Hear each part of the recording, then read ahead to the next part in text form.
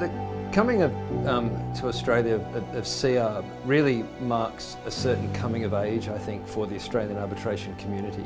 Ciarb is the only worldwide learned society in the space of alternative dispute resolution.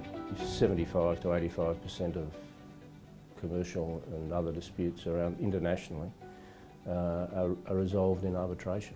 Membership of Ciarb for me is access to a global platform and a global network, which really has no parallel in the arbitration world. It's a great pleasure to welcome you here for the Ciarb annual lecture, which will be delivered by, as I'm sure you know, Professor Doug Jones.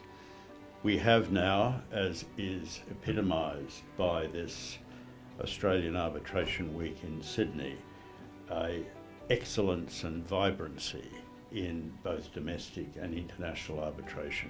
Membership to Ciarb to me means such an incredible amount. It is full of great opportunities to see both local and international, really prominent, preeminent speakers. You really do get a sense that the arbitration community in Australia is coming of age, and it's starting to achieve that critical mass, as I mentioned, of practitioners who understand how the arbitration process works. I was a member of the Ciarb before we established a branch in Australia, but having done that, what the Ciarb has effectively done is lead in many ways the development of legislation and practice in arbitration throughout the country.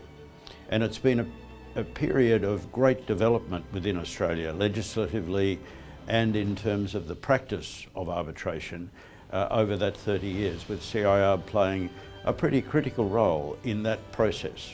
Membership of Ciarb is very important to me. It means that I get to be part of a professional body with recognised qualifications that I can take advantage of and have taken advantage of early in my career. And it is a great privilege to be doing this at a time when Gianna Totaro is the CEO of the Chartered Institute. Gianna and I go back a long way, and her contribution to ADR in Australia has been very significant. And Jeff's contribution as president of the branch, his outreach across the world within the Ciarb, is to be highly commended. It will continue to grow, but after 30 years, we're at an important stage, I think. Ciarb is a hugely important educational and industry, professional-wide organisation that supports the knowledge and the capacity of the profession. Well, I was privileged to have a number of leadership roles in arbitration as an Australian.